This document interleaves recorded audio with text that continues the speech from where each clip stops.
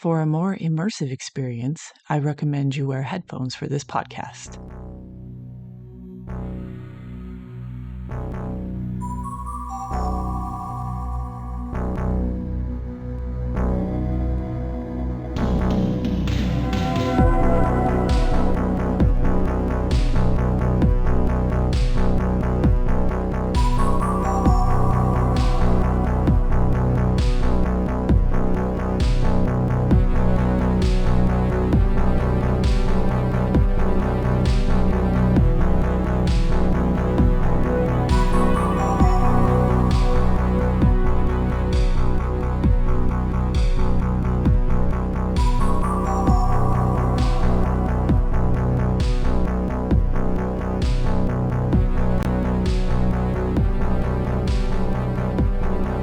Welcome to Mil-Liminal, Episode 8, Whiteout.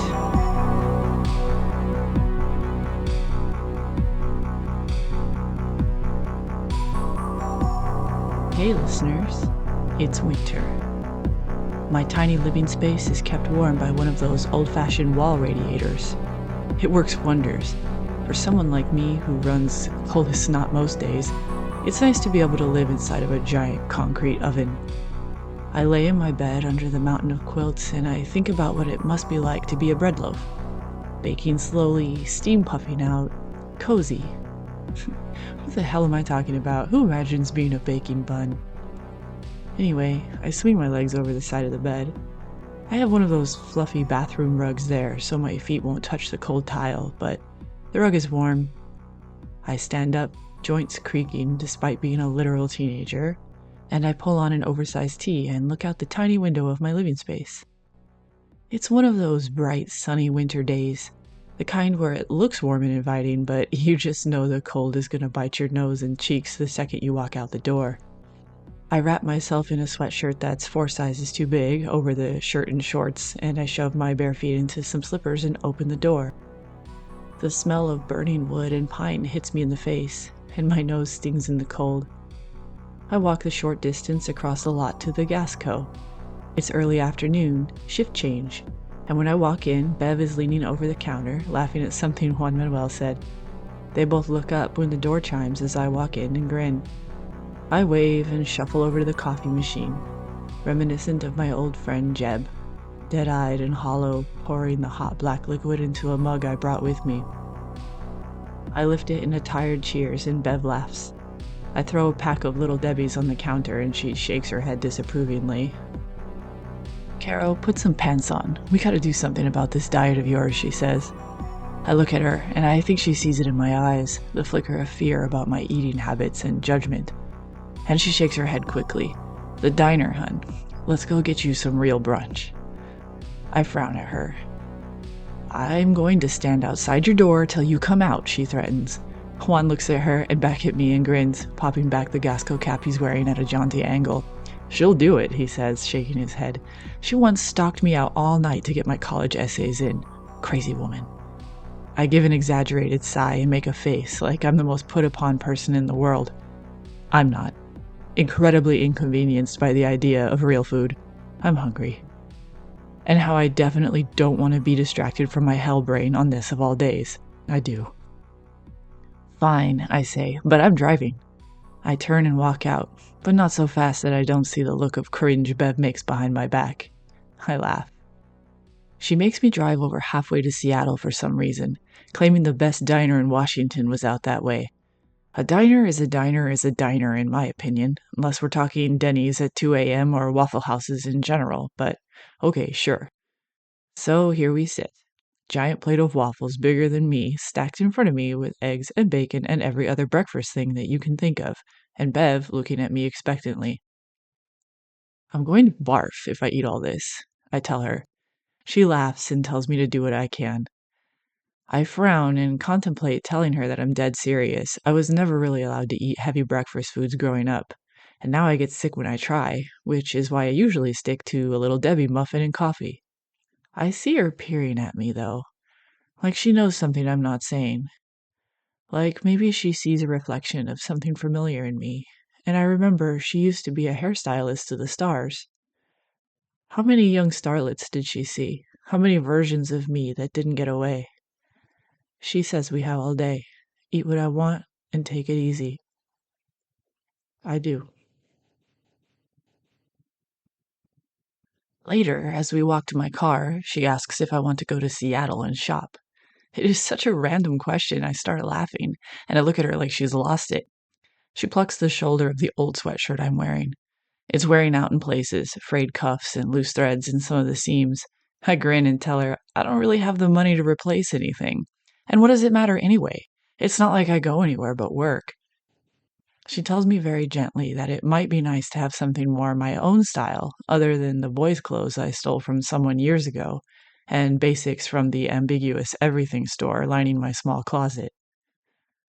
I contemplate telling her what I'm thinking, but she continues and wonders if I've ever gotten to pick out what I want to wear on my own, without approval from parents or borrowing from people just to feel more comfortable.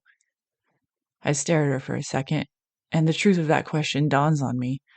Sure, I've bought things, but it was mostly oversized men's shirts in the clearance aisle. Necessity, not choice. I think about the one moment of glee when I found a green jumper with a dinosaur skeleton print on it. I'd used the last of my paycheck, and now it hung in the back of my closet, untouched, because I hadn't had the nerve to slip it over my head and prove to the world that I was just some dumb kid. I shake my head at her. She takes my arm and marches me to my car and directs me to the highway. And that's how, on a bright winter day, air crisp with the threat of snow, despite the sun winking at us through the P&W clouds, I am introduced to thrift stores. Winter's coming, Care, Bev says, directing me to park in a strip mall containing a giant sign that reads Family Thrift in bright red letters. I look at her. A thrift store? I could feel my parents rolling in their graves. They aren't dead, of course, but they may as well be. I look at Bev and chew the inside of my cheek, shake my head and follow her inside, and I am immediately assaulted by the smell. It's not a bad smell per se, it's just a big smell. Does that even make sense? It seems to take up everything and coat every surface and fill every space with a strong nostalgic scent. It's like laundry detergent mixed with an attic mixed with fabric. It makes me feel weird inside. That off-kilter feeling hits me in a wave, and I think about the in-between spaces and the clothes that are neither store nor owned, looking for a purpose before death, sitting on racks, waiting for something. Something neon catches my eye. Waiting for me? I turn away from it and focus my attention on a rack of dresses against the far wall, flicking through them without even looking at them, really. Absent. I can feel Bev watching me. There's some unspoken thing flitting between us, some truth I've never dared to say. I've never seen you wear a dress, she finally says. It hangs in the air, and I hitch a smile. Sure you have, Bev. You just don't connect the glossy bubblegum pictures in magazines with the sad little broken person living in a shack behind the gas station. Shades of gray and black and shattered. She asks if I want a new dress, and I find myself shaking my head, eyes pricking. Truthfully, I don't know what I want, but the silky fabric sliding between my fingers feels like a snake that will turn on me at any moment. It's not mine, not now. I don't know what it is. Out of the blue, she suggests a winter jacket, has me by the shoulders, and marches me away from the glitter and flower prints to a rack of coats, mixed, ungendered, smashed together in a rainbow of color-coordinated hues. I stand there. My mouth is dry. She reaches for something, neon purple nylon on black, and pulls out the most hideous ski jacket I've ever seen, the 80s kind with the flared collar and big panels of Monet-like paint strokes in neon pinks, blues, and purples. It's small and it's fitted, and I find I can't tear my eyes away. It's nothing like the gas coat jacket I wear most days, or the oversized leather battle jacket that still reeks of mint and cigarettes that I wear on the sad days. Oh, I had one just like this in my 20s, she says, stroking her hand down the sleeve fondly. She gives me a pleading face and uses a line I'm well acquainted with. Humor me. And so I slip it on over my sweater. And it fits me like a glove, unusual given my size. And I turn and I look in a warped mirror and I see myself suddenly In this hideous, hideous neon jacket, I see me, and it's like I've never seen me before in my life, and I think maybe I haven't. I mean, the haircut helped, but, well, Bev was right. I'd never really picked out my own clothes before. I picked out what I thought I was supposed to wear, or what I was used to. Not like the girl I used to be, but maybe I'm not like the boys I knew either. The punk boys with their leather and faded jeans and spikes, all hard edges and gentle hearts. Maybe I'm not meant to have hard edges. Maybe I can be bright and soft and loud, and I don't have to try and fly underneath the radar. I think of the dinosaur sweater. I chose it, but I feel stupid about it. What did Bev tell me? She had a jacket just like this in her 20s. A whole ass adult wearing this thing on purpose. Why not me? It was stupid and it was silly and it made me look like an arcade cabinet threw up on me, and I loved it. It made me warm.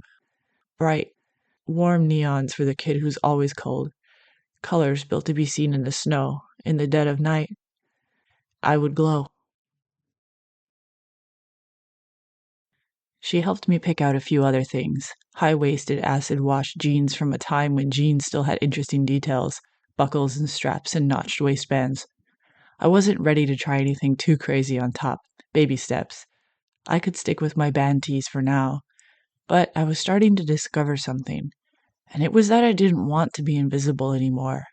It had never really felt right to hide away. I'd been pushed into the spotlight, but trying desperately to hide from it my entire life. And here's the thing about being a seer. It goes both ways. A seer sees, but I was also born to be seen, and fighting that was exhausting. Somehow, all this yapping brings me to tonight's tale, which is about being unseen, or rather, lost. Caro, you work at a gas station. Did you wander off into the woods or something? I thought Sam didn't like it when you went outside at night. How did you get lost? Well, dear listener, that's for you to sit back, get comfy, and find out. Believe me, it's very possible to be lost while being in the exact same place you've always been. Think about all the ghosts. This is a tale about nature, and how big and unrelenting she is. Humans, we think we're invincible. We forget that we're tiny, fragile beings woven from dust and starlight, held together by the thinnest strands of dreams and fiction, a mere blip in the span of time in the universe. We forget that a gentle push sends us exploding in a cloud of decay and back to the earth from whence we came. Nature is not a healing mother for us. She is that for the earth, but for us, she is a force to be reckoned with. And listener, I was about to meet the reckoner. It started out simple enough. These things often do. When Bev and I got back from our trip, I hung around the gas station for a bit, harassing Juan and Sam, trying on my new clothes and doing silly walks and poses. It's funny how natural it comes to me, Juan says, laughing. That jacket is horrible, remarks Sam, and yet it suits you. I laugh and say, I'm not sure if that's an insult or a compliment. He says I could probably make a potato sack look fashionable. After that, I went for my afternoon nap before my shift, and when I got up, it was snowing. Not altogether unexpected, but still surprising. I hadn't really noticed the cold snap earlier in the day, even though I could see my breath in the thrift store parking lot. I was always a little cold, so sometimes I miss when the temperature drops. It's a short walk to the gas coat from my doorway, so I didn't bother to pull on snow boots. It was barely sticking anyway. There's something about a snowy night when the moon is still visible and everything is veiled in shades of blue. Sounds muffled, silence pressing in. That kind of silence that brings a peaceful sort of feeling. It's not like the dreadful silence of the in-between. I settle myself behind the counter and watch fat flakes drift down, pink and purple neon caught on their surface, sparkling, giving the world a surreal appearance. It's sticking now, and falling faster than I thought, gentle mounds building up around the edges of the lot, and up against the ice machine and the trash cans. I push the door open, sweeping away a layer of snow in an arc, like an angel's wing glistening on the sidewalk.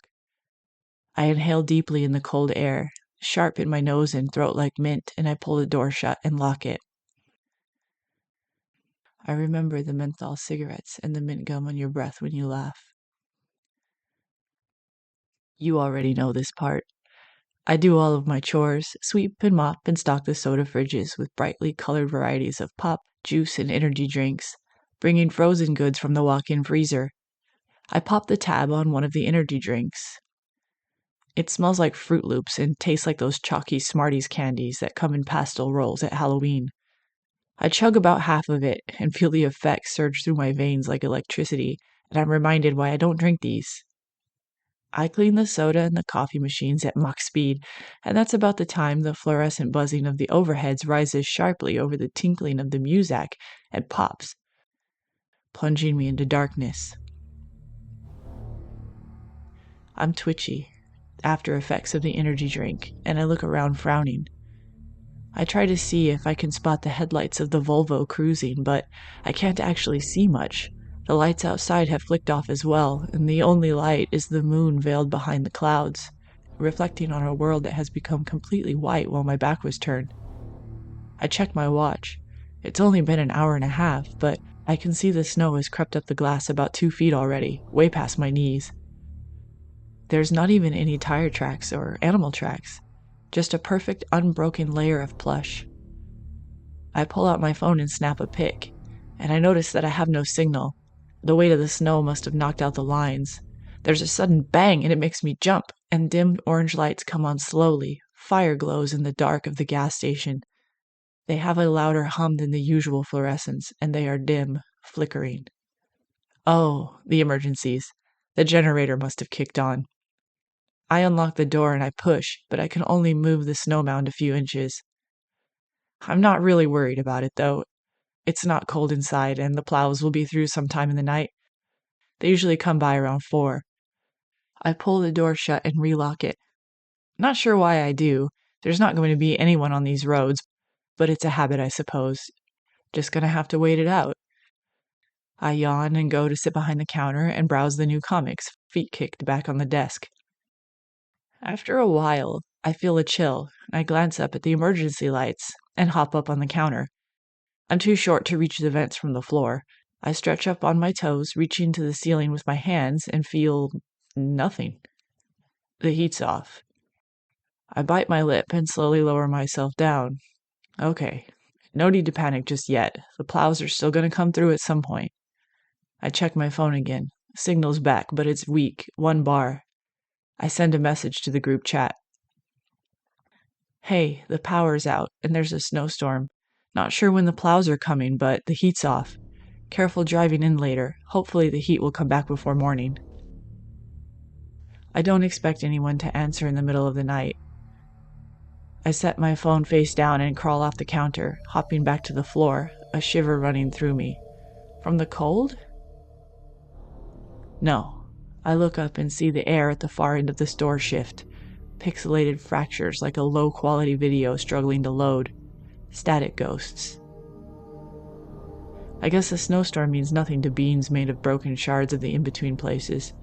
They phase in and out of the fridges, a half dozen or more, dressed in more winter clothes than I'm wearing, even though I know they can't feel the cold like I can. In fact, they bring it, which is going to be a problem if this continues.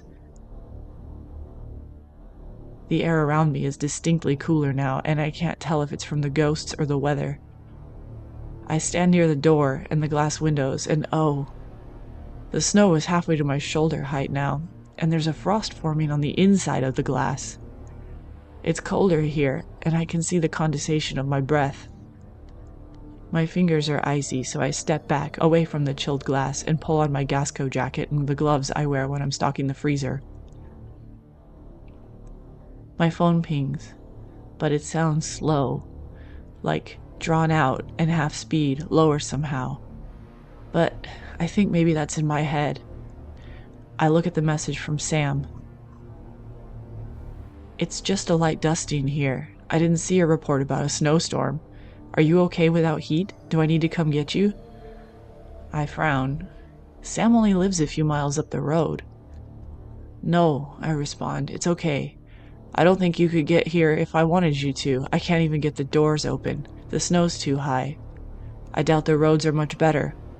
We'll have to wait till the plows come. I end it with a sweat drop emoji. The message stays in that loading stasis, words grayed out while it sits somewhere on a cell tower signal that's caught in the fractures of space between time.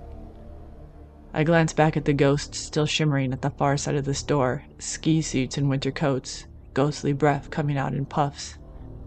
I watch the frost creeping in from the edges of the windows for a half beat. And then I remember I have my new ski jacket still stuffed in a bag under the counter where I'd left it earlier today. It's warmer than the work jacket I'm currently wearing, so I run around, dig it out, and swap. The inside is lined with a quilted sort of material and it's cold to the touch, but it warms up pretty quick. How stupid of me to not bring a scarf, or boots, or thicker socks, or, I don't know, check the weather maybe? Living just feet from the store has made me less vigilant. Looking outside is surreal. The snow blankets everything now. It's not as high under the overhang that the pumps are underneath, but it swells up on the sides like perfect white glistening waves. It is high on the trees, heavy on branches that bend low under the weight of the mounds of white. The sky is light, not the inky black of a rainstorm, but bright, reflecting off the moon behind it and the earth below. Fat flakes float down, and it reminds me of an early 2000s screensaver in its perfection. I can't see the road from here, and whether that's because it's covered with snow or because the drifting is too high, I'm unsure. It should be beautiful, but I can't shake the dread that creeps in the pit of my stomach and into all the spaces between my bones. Why are there so many static people here tonight? Why are they milling around like the walls and shelves mean nothing?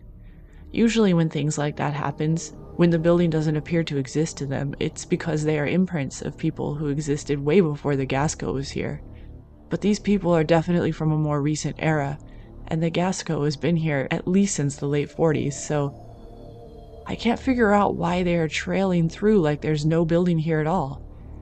And I can't figure out why they are new, because I'm quite certain I've seen most of the static ghosts that haunt this place. Unless there was a skiing accident in the back room, there isn't really a reason why so many new figures would have cropped up over the last few hours. A loud noise startles me out of my pondering, and I almost fall off the counter. It's an emergency alert on my phone. I look at it, and it warns me of a snowstorm and potential power outage. Gee, thanks, emergency broadcast system. A few hours too late, I'd say. The whole screen is flickering with a bad connection, which I've never seen a smartphone do. I flip over to my message to Sam, and it appears it finally sent. I pull my legs up on the counter, crisscross applesauce. It's warmer here. The floor is freezing, and I drape my work jacket over my lap and legs. I try not to think about how the emergency lights are starting to flicker and dim, because even though they don't provide me with anything but an eerie light, they are kind of a comfort in the isolation. To have them go out completely would feel way too alone, entombed in a sea of white. I wish for a minute that the coffee machines were working and I could have something warm to drink, a cup to wrap my fingers around. The frost has crept up, obscuring half the windows now, and it's starting to creep across the tiled floor towards the counter like some backwards game of lava. At the same time that the lights suddenly click out, plunging me in half shadow, my phone lights up, buzzing across the countertop. It's Juan. Hello? I don't realize how cold my face is until I speak and feel my lips crack. Caro, Sam said it was snowing there. An emergency tone woke my ass straight up out of bed. Are you okay? At least that's what I think he says. The connection is broken up. There's a loud echo and a buzzing obscuring his voice. I blink and I feel the cold on my eyeballs, crystallized lashes. It doesn't seem normal to be this cold, even without the heater. My voice plays an automatic and it feels disconnected, like I'm not the one speaking it, far away in another room. Juan, it's cold. Caro, he breaks up for a second. My teeth are chattering so hard, there's no way he can't hear that. The static is cutting through, but I hear him mention Sam and the Bronco. Juan has this giant, ridiculous 80s Bronco 4x4 made to survive an apocalypse, and I'm suddenly very grateful because the only thing I can work out that he would have said is that he's off to gather up Sam and come rescue me. And if anything could do it in this weather, it would be that monster. I'm losing hope on the plows. Hey, can you bring me some coffee when you come? And I hear him laugh, but it's distant and forced, and somehow I don't think it's because of the static, and it makes me wonder how bad I really do sound. I strain to understand him. He says something about the top drawer under the register, but that's all I get before the call cuts. I fumble to open it with frozen fingers, and oh, thank God, and thank Juan, and everything in the heavens and earth, because there's one of those pocket hand warmers that you crack and you put in your jacket pocket to heat up your hands.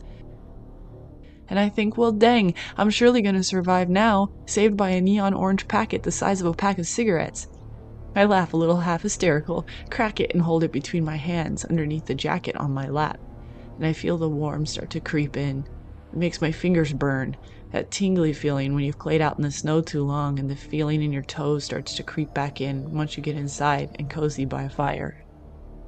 I stare out the window, watching for the giant yellow square lights of my friends. I guess it's okay to call them that now. A beacon of hope. Half an hour passes. And another. They must have gotten caught in the storm somewhere, and I start to worry that maybe I've gone and killed everyone. Maybe Jeb won't be the only ghost I see drifting in and out of this cursed place. Maybe somehow I kill everyone I love. Maybe I've been dead this whole time. Maybe I died the same night you did, and everything since, the fights, the screaming, the pain, the fear, the sideways gas coaster, and the ramp up of the ghosts, all of it has just been me.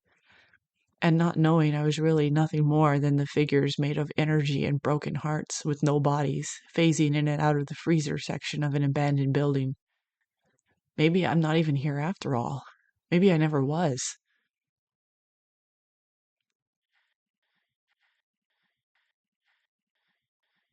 My phone scares the shit out of me again. It's Sam. I pick it up, relief flooding my veins, and I think I practically scream his name, but my voice is nothing more than a whisper.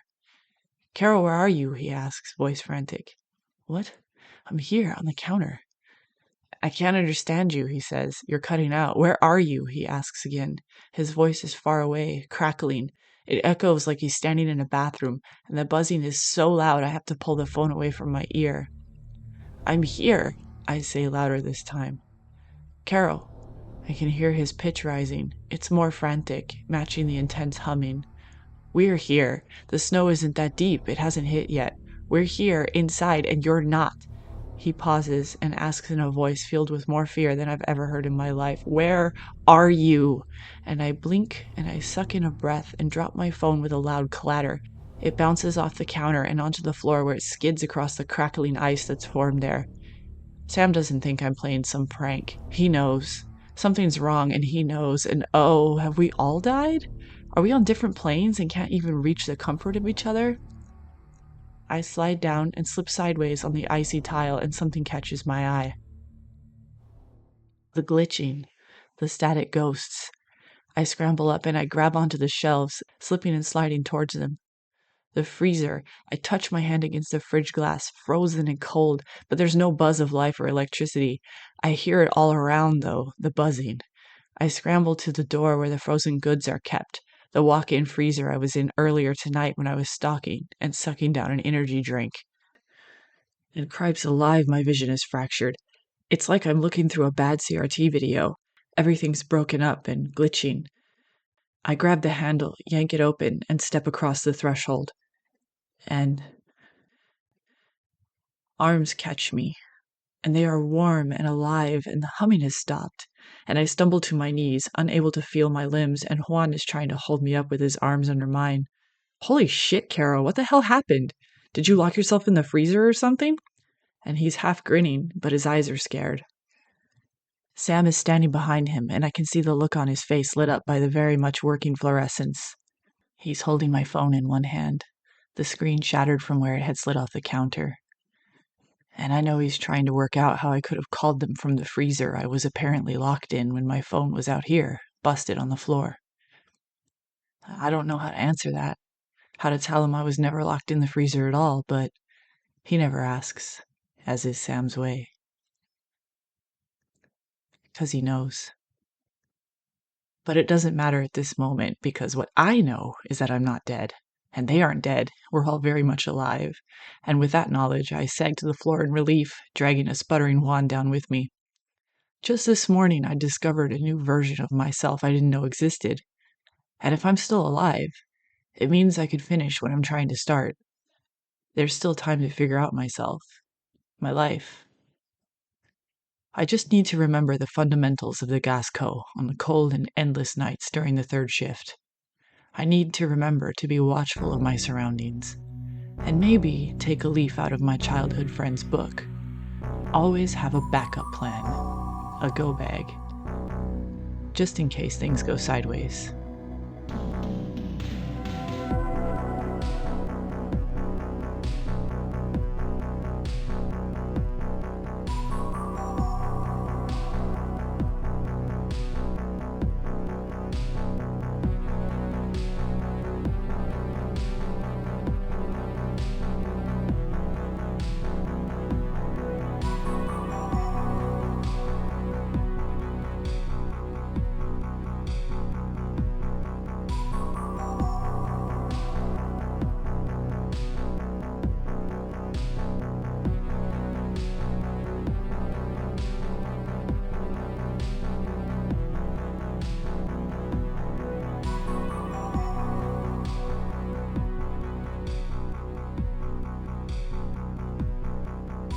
Thanks for joining me for this episode of Mil-Liminal. Be sure to follow social media or subscribe for updates. Want to know more now? This podcast is actually based on a webcomic, and you can read it right now for free on Tapas or Webtoon. Just search for Mil-Liminal, a horror romance about me, Caro, my podcast, and my desperate attempt to win a grouchy barista's heart. Or look for Seemingly Dark, a long-running supernatural comic full of ghosts, mysteries, and of course, I'm there too. Follow the creator, Raptor Jules, on Instagram or Blue Sky, or follow Seemingly Dark on Tumblr. Logo and music design is by Snake Pixel on Blue Sky. A special shout out and thanks to my current supporters on Patreon and Ko-fi. And hopefully, I'll see you soon.